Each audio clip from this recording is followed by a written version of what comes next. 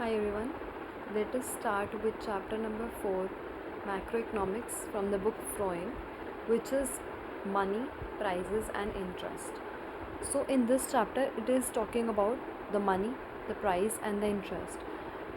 There are two economists, as I already told you, Adam Smith and Keynes, right? Adam Smith आपके classical economist हैं और किनीशियन आपके किनीशियन economist के पूरे giver हैं इस थ्योरी के। तो एडम स्मिथ जो हमारे इकोनॉमिस्ट हैं उनकी थ्योरी में क्लासिकल इकोनॉमिक्स में हमारा मनी, प्राइस और इंटरेस्ट कैसे डिटर्मिन होता है, this chapter is going to talk about that. So in this chapter we are going to learn the quantity theory of money, that is हमारा Fisher का equation कैसा है, कैम्ब्रिज इक्वेशन क्या होता है, क्लासिकल एग्रीगेट डिमांड कर्व कैसे होता है, क्योंकि क्लासिकल एग्रीगेट सप्लाई कर्व हमने पहले के चैप्टर में देखा था कि वो कुछ ऐसा होता है। क्लासिकल एग्रीगेट डिमांड कर्व कैसा होता है वो कुछ हम देखेंगे। The next thing, the classical theory of rate of interest, आपकी इस थ्योरी में इंटरेस्ट रेट कैसे डिटर्मिन होता है वो भी थोड़ा सा हमें we have to look at that as well. And the next thing is what are the impacts of various policy implication। अगर हमारी इकोनॉमी में फिजिकल पॉलिसी लग रही है तो क्या होगा, क्राउडिंग आउट होगा, किस पर होगा, अगर बाई चांस टैक्स लग रहा है तो व्हाट इज़ द टैक्स वाला effect on the economy and what is the impact of monetary policy. And then in conclusion we will be discussing about the classical dichotomy in the economy.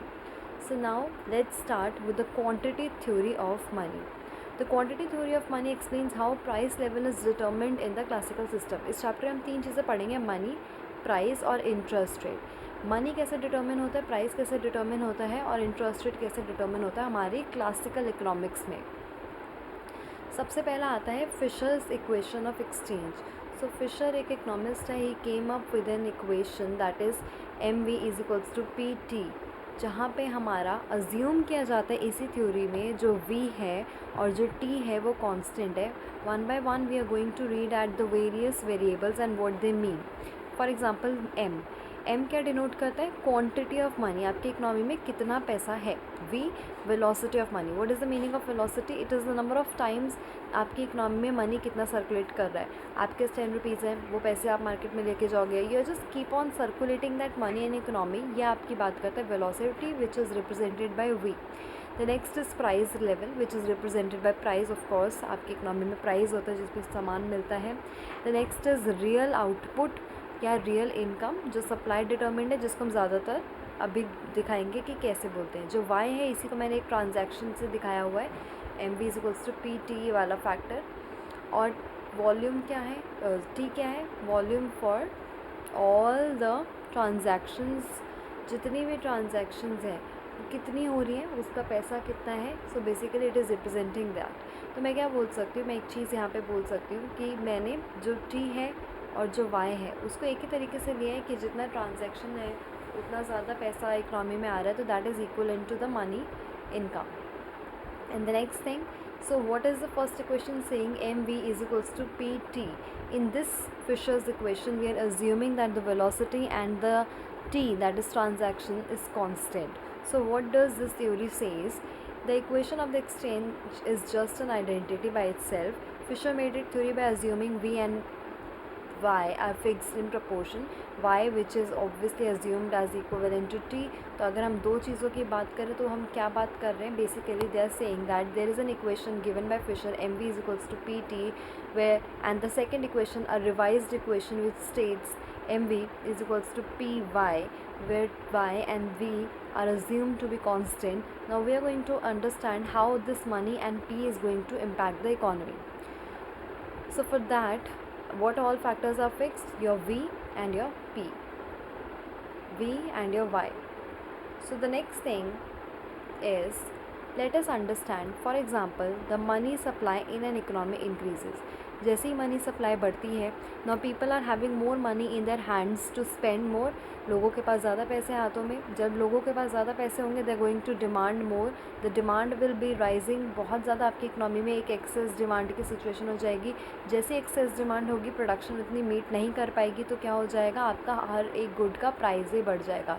तो कैसे हमने chain start करी थी कि जब money बढ़ेगा, money supply बढ़ेगा, people will have more money, people will have more money in hands, है ना।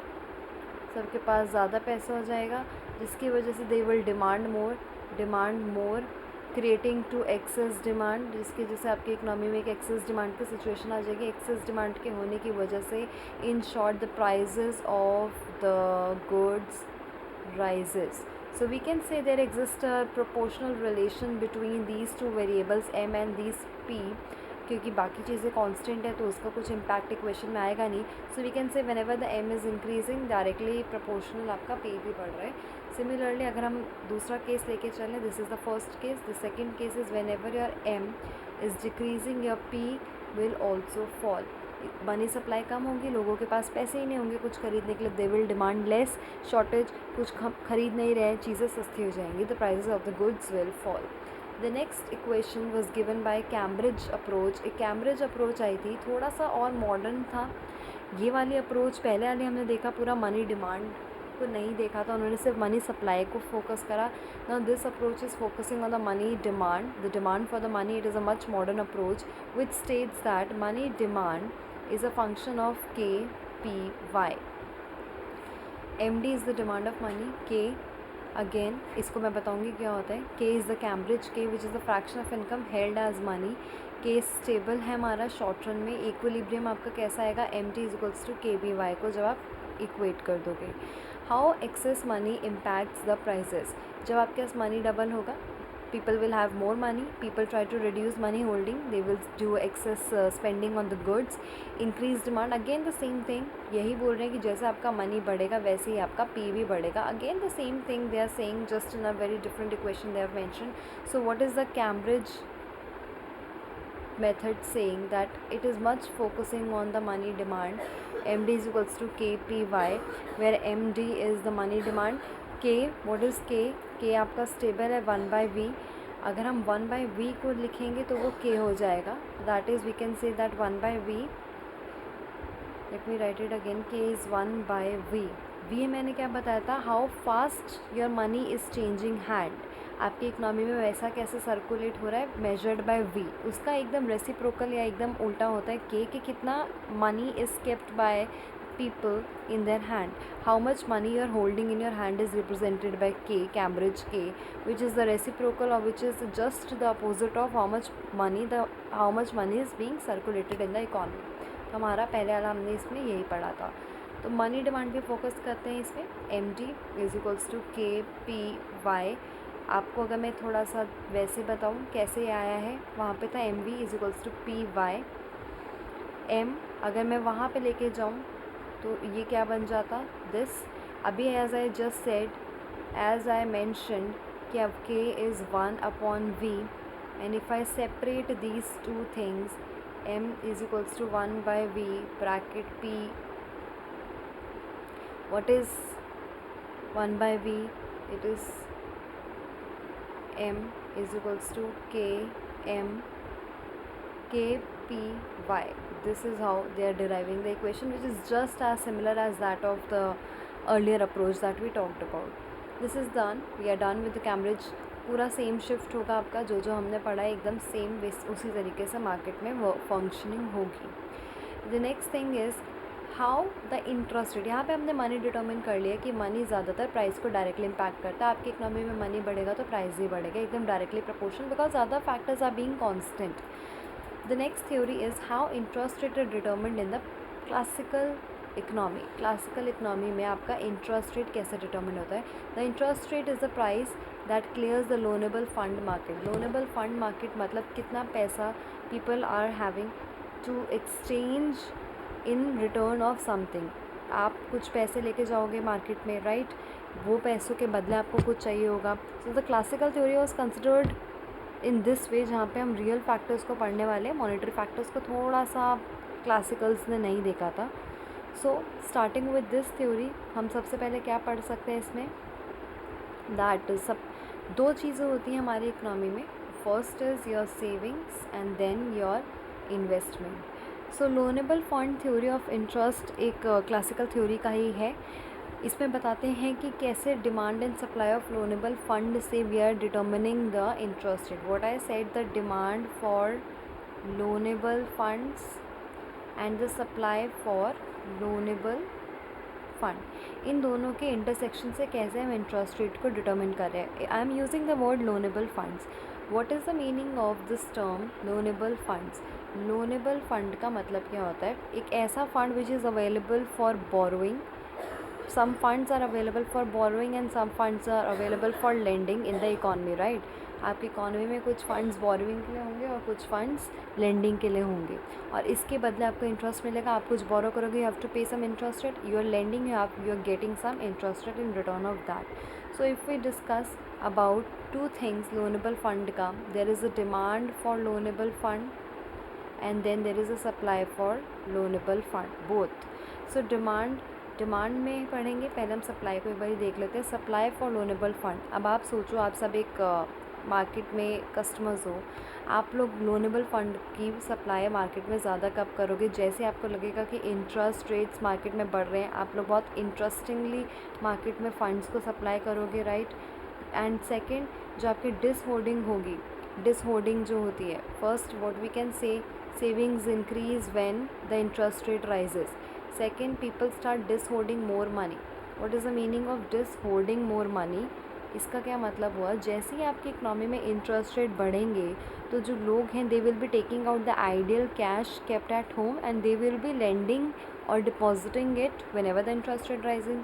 सो हम बोल सकते हैं डिस होल्डिंग करेंगे लोग जब आपका इंटरेस्ट रेट बढ़ेगा. So these two things are majorly happening in the supply for fund, right? And what is happening in demand for fund? सबसे पहले हम डिमांड क्या कर रहे हैं? इन्वेस्टमेंट के लिए डिमांड कर रहे हैं. Firms borrow money for purchasing. You are borrowing anything to make the investment. Whenever the interest rate rises, you are going to invest less. Anyone, because cost of borrowing high हो रहा है. Whenever interest rate fall, आप investment ज़्यादा करोगे. So this is how it is inversely related with the loanable fund. अभी तक हम जो पढ़ते आ रहे हैं, हमने पहले भी पढ़ा है, सेम वही है. यहाँ पे दूसरा फैक्टर है डिस सेविंग. डिस सेविंग का क्या मतलब है? कंज्यूमर्स में borrow to spend more than their income. लोग अपना डिस सेव करेंगे कभी कभी खर्च करने के लिए. कंज्यूमर्स में borrow to spend more than their income. So these are the things. और यहाँ पे होर्डिंग भी हो सकती है. यहाँ पे जैसे डिस होर्डिंग थी, डिस होर्डिंग मतलब लोग अपना कैश हाथों से निकाल के बाहर ले जा रहे हैं, डिपॉजिट कर रहे हैं. होर्डिंग क्या होगी? क्योंकि यहाँ पे इंटरेस्ट रेट लोगों को इतना पसंद नहीं आ रहा है, तो लोग प्रेफर करेंगे कि अपने हाथ में ही रखें अभी पैसा.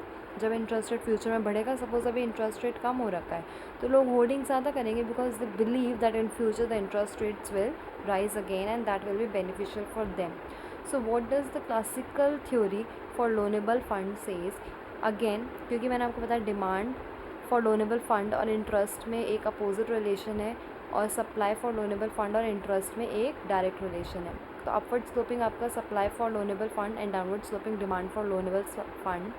इन दोनों के इंटरसेक्शन से we are getting the equilibrium level of interest rate जो हमें मार्केट में मिलेगा वो यहाँ पे मिलेगा, राइट? This is how. और यहाँ पे क्या है आपका क्वांटिटी ऑफ लोनेबल फंड्स. जितना आपके मार्केट में लोनेबल फंड्स हैं वो यहाँ पे दिखा रहा है, और यहाँ पे इंटरेस्ट रेट है. कौन सा? Real interest rate, right? Real interest rate.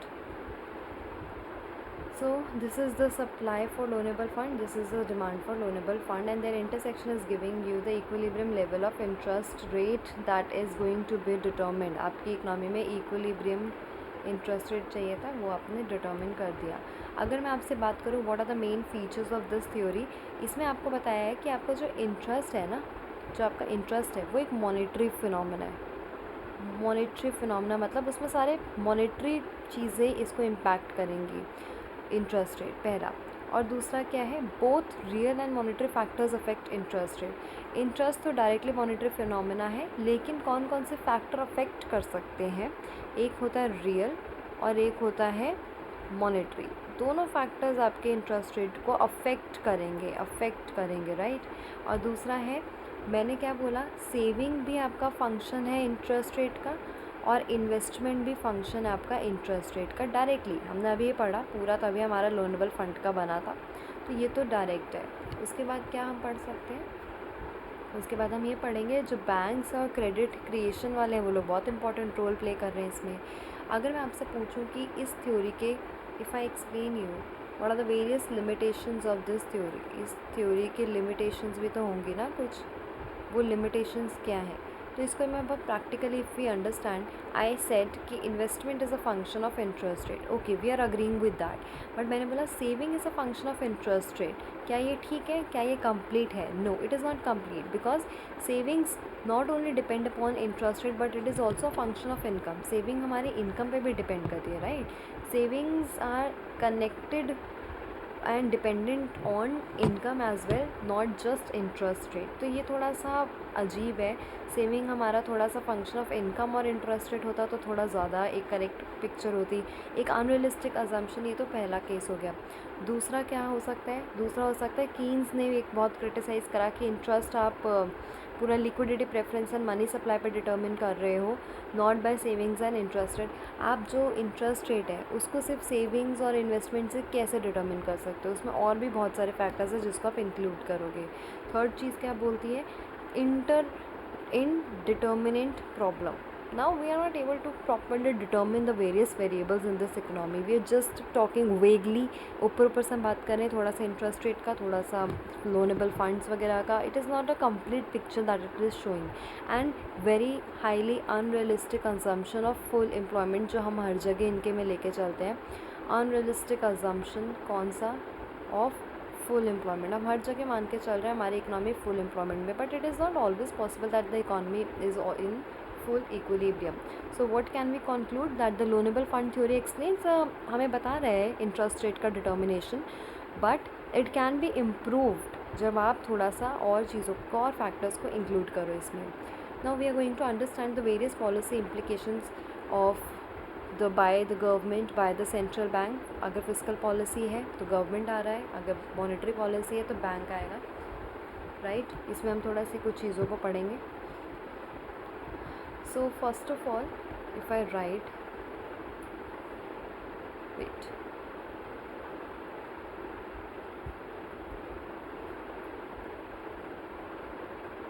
Physical policy.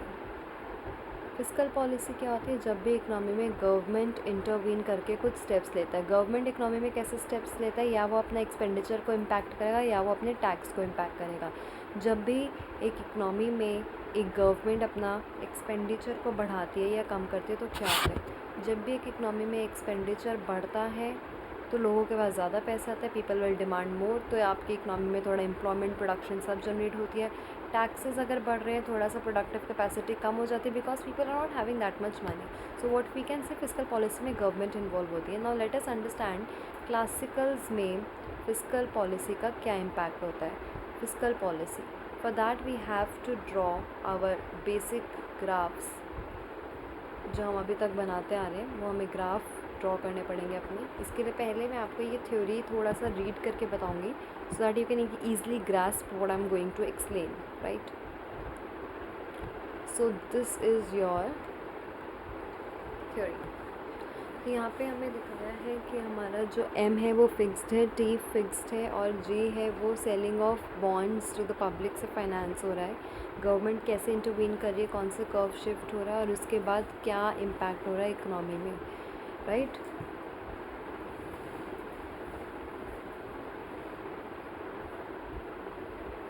Okay, now let us understand step by step what is happening in the economy.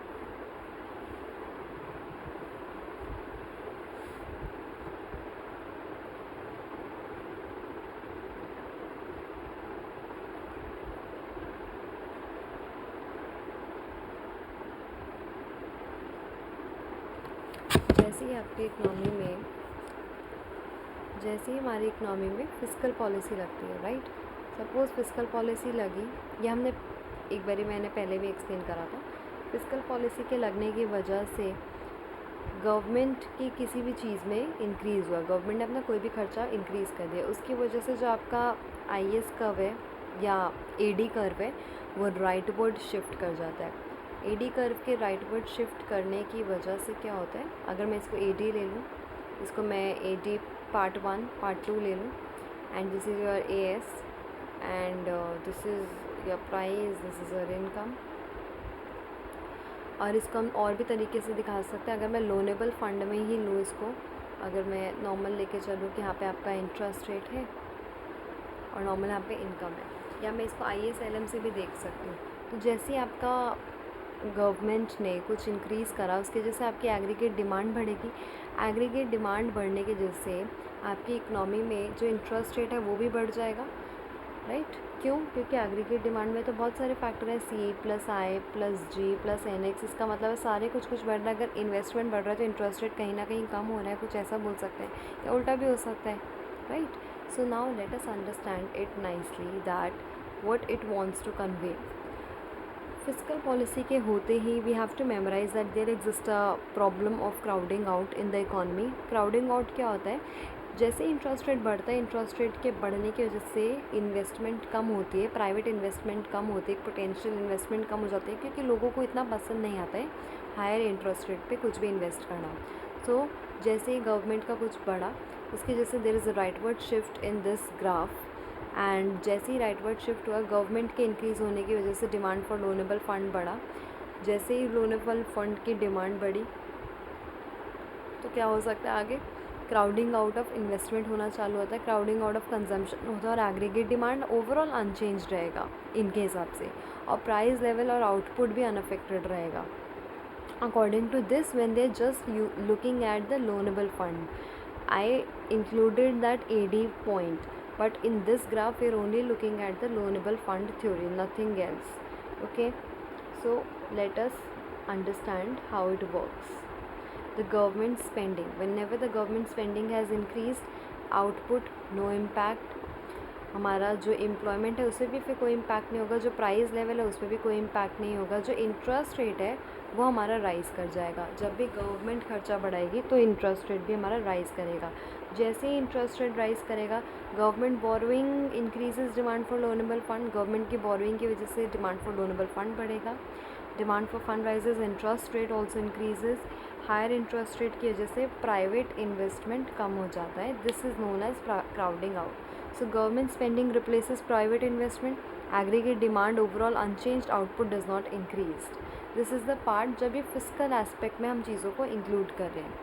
आगे अगर हम मॉनेटरी एस्पेक्ट देखें, मॉनेटरी एस्पेक्ट इसी चीज़ का देखें, ये तो बॉन्ड के तरीके से बताया ना। अगर हम मनी वाला देखें पार्ट, मनी वाले पार्ट में ही और फिजिकल वाला ही देखें तो वो कैसे होता है? If we look at this part,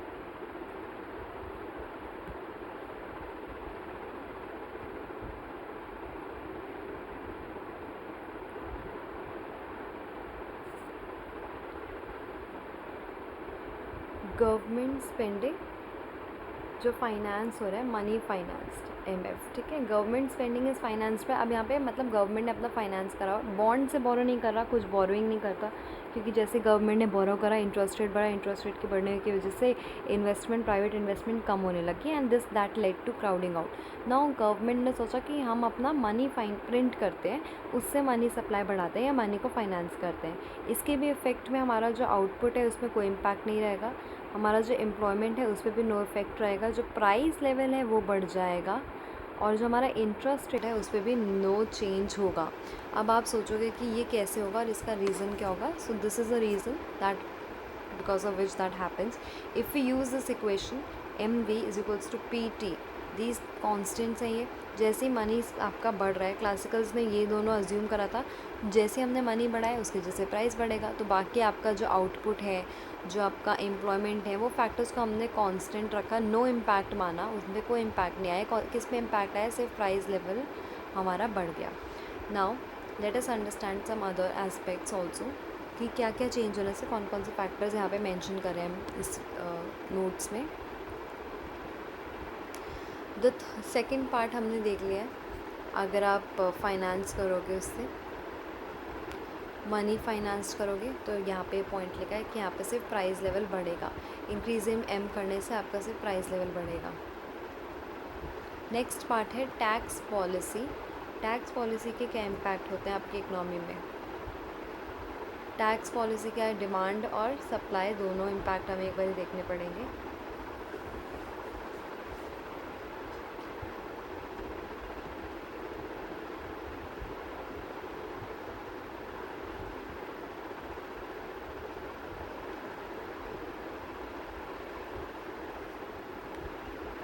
आपकी इकनॉमी में सपोज़ टैक्स का क्या इम्पैक्ट होता है?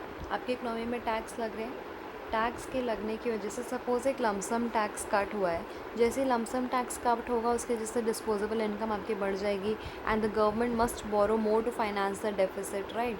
सो टैक्स कट का अगर हम केस पढ़ें, tax cut that is lump sum और बॉन्ड फाइनेंस कर रहे हैं, इसका एक बार इम्पैक्ट बता देती हूँ। आपका आउटपुट पे कोई चेंज नहीं होगा, एम्प्लॉयमेंट पे भी कोई चेंज नहीं होगा, प्राइस लेवल पे भी नो चेंज, लेकिन इंटरेस्ट रेट आपका बढ़ जाएगा। अब इसकी एक्सप्लेनेशन समझेंगे हाउ दैट हैपन्स, दैट जब भी आपका लमसम टैक्स बढ़ता है तो आपका जो डिस्पोजेबल इनकम है, लमसम टैक्स के लगने की वजह से आपका जो डिस्पोजेबल इनकम है वो बढ़ जाती है। Government now borrow must to finance spending, जैसे ऐसा कुछ होता है तो जो डिमांड फॉर लोनेबल फंड्स है that is going to increase. Whenever the demand for loanable fund increases the interest rate rises, again the private investment falls, जिसकी वजह से क्राउडिंग आउट होगी। इस केस में एडी जो है ओवरऑल नॉट चेंज्ड हो जाता है, इस पर भी कोई इम्पैक्ट नहीं आता और आउटपुट भी अनचेंज रहता है।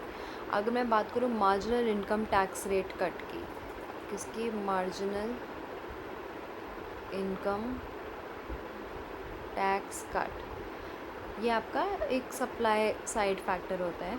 यहाँ पे एक बारी इम्पैक्ट अगर देखें, आउटपुट बढ़ जाएगा, एम्प्लॉयमेंट भी बढ़ जाएगी, प्राइस लेवल फॉल होगा और इंटरेस्ट रेट पे कोई चेंज नहीं होगा। अब इसकी एक्सप्लेनेशन पढ़ेंगे कैसे, why. So now let us understand marginal tax cut, ये वर्कर्स के बारे में, क्योंकि सप्लाई साइड पे हो रहा है तो इसका इम्पैक्ट ऑब्वियसली डायरेक्टली वर्कर्स पर आएगा, लेबर्स पर। सो वर्कर्स में क्या हो रहा है, उनकी पैसों में से कुछ टैक्स कट रहा है और उनकी वेजेस कैसी होती हैं, W/P, वर्कर्स की आफ्टर टैक्स वेजेस होंगी, राइट। ये आपकी आफ्टर टैक्स है, टैक्स के बाद वाली। अगर टैक्स रेट फॉल होता है तो आफ्टर टैक्स रियल वेज बढ़ेगी, अगर टैक्स रेट फॉल होगा तो आफ्टर टैक्स रियल वेज बढ़ेंगी, ये तो हमें पता है। जब आफ्टर टैक्स रियल वेज बढ़ेंगी तो लेबर सप्लाई भी बढ़ेगा, लेबर सप्लाई बढ़ने की जैसे आपका कर्व लेबर सप्लाई का शिफ्ट होगा राइटवर्ड, वो आप ड्रॉ करना। बट उससे पहले मैं क्या लिखूँगी, लेबर सप्लाई की इक्वेशन क्या बन जाएगी, लेबर सप्लाई इक्वेशन मेरी ऐसी बन जाएगी, NS is equals to G which is a function of 1 - T W/P, right. ये तो नॉर्मल है, कुछ भी नहीं है इसमें। सो इसके वजह से क्या हो रहा है, जैसे ही आपका टैक्स कट हुआ उसकी वजह से जो लेबर वर्कर्स को अच्छा लग रहा है कि रियल वेजेस बढ़ रहे हैं तो लेबर सप्लाई बढ़ रही है इसकी, और इनको हम फिर एम्प्लॉयमेंट बढ़ाएंगे। जब एम्प्लॉयमेंट बढ़ेगी दे will be producing more, so output भी आपका इंक्रीज़ होगा। हाई प्रोडक्शन की वजह से आपका एग्रीगेट सप्लाई जो है वो राइटवर्ड शिफ्ट करेगा, राइट। और जो हमारा AD है वो अनचेंज रहेगा, उस पर नहीं इम्पैक्ट आएगा क्योंकि तो सप्लाई साइड है तो कॉमन सेंस है, इसमें नहीं आएगा। और इसकी वजह से जैसे आपका AS थोड़ा सा राइटवर्ड शिफ्ट होगा तो आपका प्राइस फॉल हो जाएगा। If I draw that, AD में कोई इम्पैक्ट नहीं आया, लेबर सप्लाई वगैरह बढ़ा था, लेबर सप्लाई के बढ़ने की वजह से AS आपका थोड़ा राइटवर्ड शिफ्ट होगा।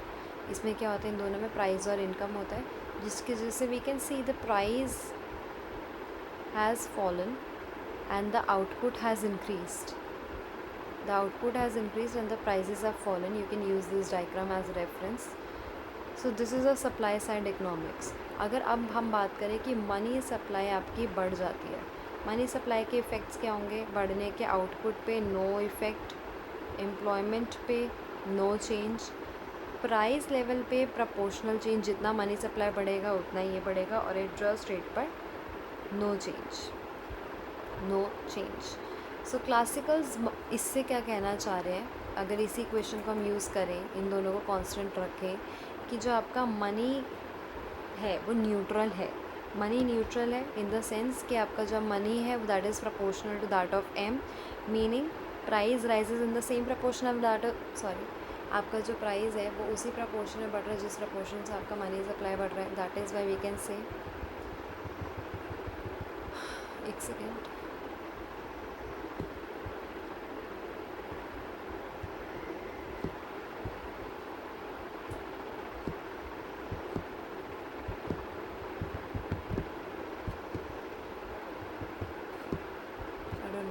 anyways I'll write it again.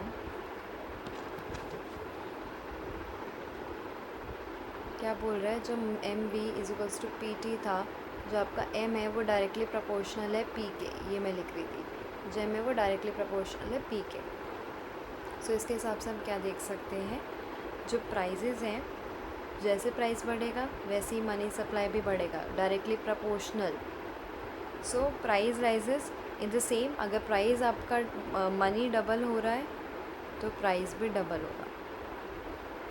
और ये इसका ये why am telling this because I said that money is neutral.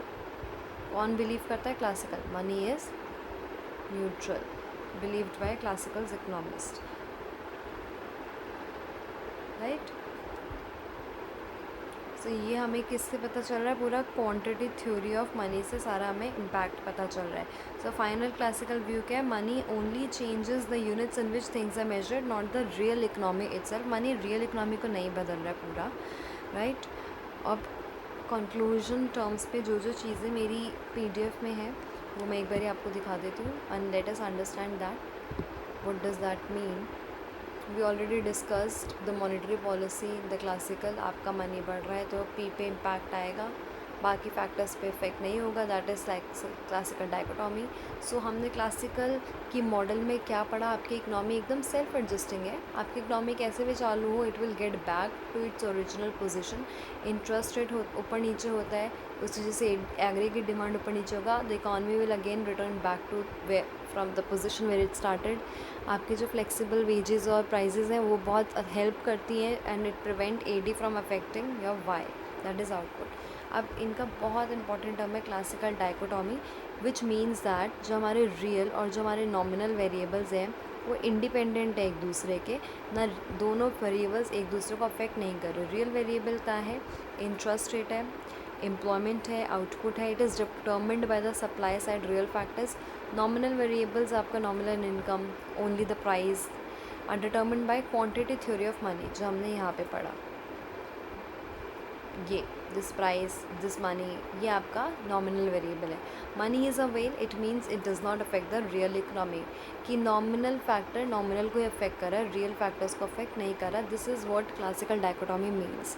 Physical policy, no independent effect on aggregate demand, हमने पूरा पढ़ा कि क्राउडिंग आउट होता है, न्यूट्रलाइज होता है, एडी पे कोई चेंज नहीं आता। मॉनेटरी पॉलिसी सिर्फ हमारी पी को अफेक्ट करती है, इस इक्वेशन के थ्रू हम पढ़ सकते हैं क्लासिकल्स के अकॉर्डिंग।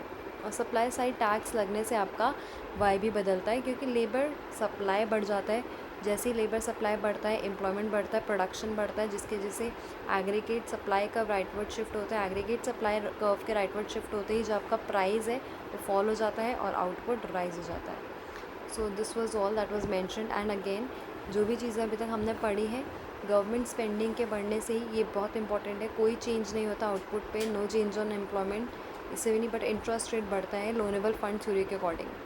मनी फाइनेंस में भी हमारा सिर्फ प्राइस बढ़ता है, ये एमवी वाले ही चीज़ से। टैक्स कट हमने देखा, टैक्स कट से भी इंटरेस्ट रेट बढ़ रहा है क्योंकि लोनेबल फंड की डिमांड बढ़ती है।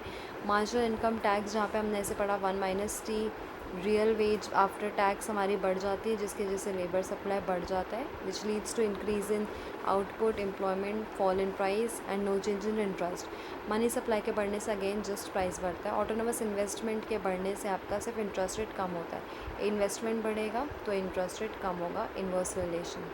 की इक्वेशन हमारा M V is equals to P T है, कैम्ब्रिज की इक्वेशन है money demand is equals to K P Y. V हमारा क्या बोलता है? Velocity is equals to 1/K, inverse है। वेलोसिटी कितनी तेज़ी से मनी सर्कुलेट हो रहा है इकोनॉमी में, के the proportion kept in the hands, labour supply with tax, the equation. हमारा लोनेबल फंड की equation, savings is equals to investment plus any taxes और government changes, crowding out the change in government के changes की वजह से कितने investment private sector वाले point से मार्केट एग्जिट कर रही है। So in the classical economist money is a well, it determines units by which we measure things but not the real quantities themselves. अब क्लासिकल डाइकोटॉमी भी बहुत important है क्योंकि वो बताता है कि only the nominal variables are affected, real variables को हम इफेक्ट नहीं कर रहे। मनी एक हाइपर इन्फ्लेशन वाला पॉइंट है। हाइपर इन्फ्लेशन जब बहुत एक्सेसिव इंक्रीज़ हो जाता है आपकी इकनॉमी में। कुछ इंपॉर्टेंट पॉइंट्स हमारे हम बोलेंगे, अगर आपकी इकनॉमी में बहुत ज़्यादा हाई इन्फ्लेशन रह रहा है, high inflation always accompanied by high money growth, कुछ ज़्यादा ही पैसा प्रिंट हो गया, कुछ ज़्यादा ही मनी ग्रोथ होगी, उसी की वजह से एक्सेसिव हाई इन्फ्लेशन हो जाता है।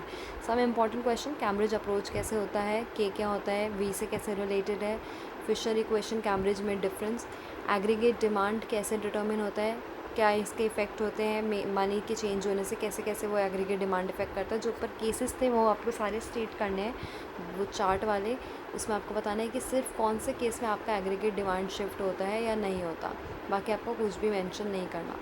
इसके अलावा the next part and the important question that can be asked is how the explain the supply side of cut, जो हमने पढ़ा था 1 - T वाला, जिसमें रियल वेज राइज हो रही है। एक न्यूमेरिकल है जिसमें पी और न्यू पी बताना है जब आपका के चेंज हो रहा है।